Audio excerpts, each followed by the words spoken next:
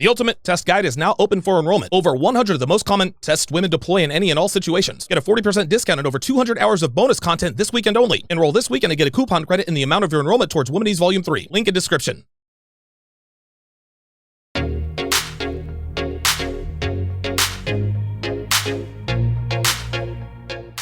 Black Lives Matter. I don't want to ask you a loaded question because I can't just say go, because you're the type of dude you start to think about everything. You're not impulsive like me. You're very, I just run off at the mouth. That's just what I do.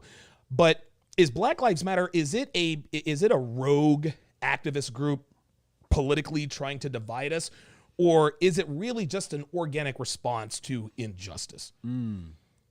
Or is it both? At the very beginning, I believe it was organic. And then it was co-opted. I believe by who? Open Society and George Soros. Wow. Haven't heard his name in a while, but you know what? I agree with you, man. And pretty much anyone who donates. For example, right? Wow, George Soros. Let's say we have the Donovan Sharpe show. Yeah. Right? And tomorrow I become a billionaire and I send you a check for $10 million.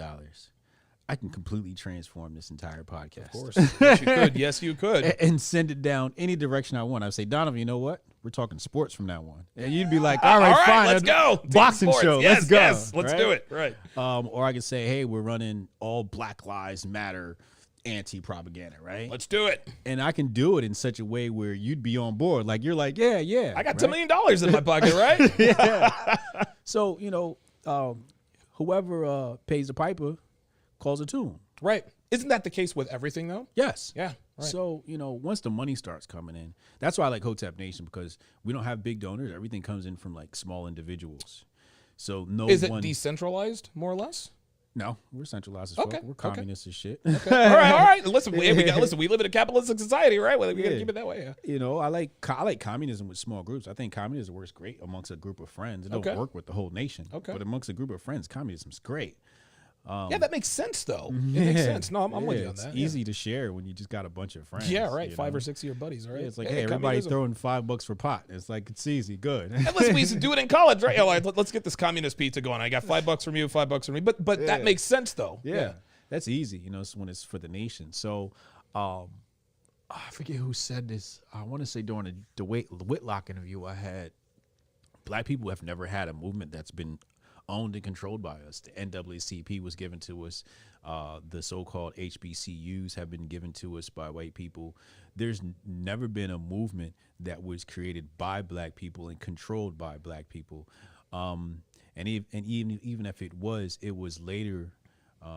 Like for example, if you can't talk about Martin Luther King without talking about Stanley Levinson, you can't talk about Black Lives Matter without talking about George Soros in the same exact matter. Wow. These socialist puppeteers and communist puppeteers have been controlling Black thought for over 100 years. I mean, you figure Marcus Garvey got extradited in 1913, I believe. So going back to 1913, and he's having problems with Black liberals like W.E.B. Du Bois, right? Yeah, right. Got him locked up. Like, dude, what are you doing? Right. So it's not new. Is my point. Okay. Right.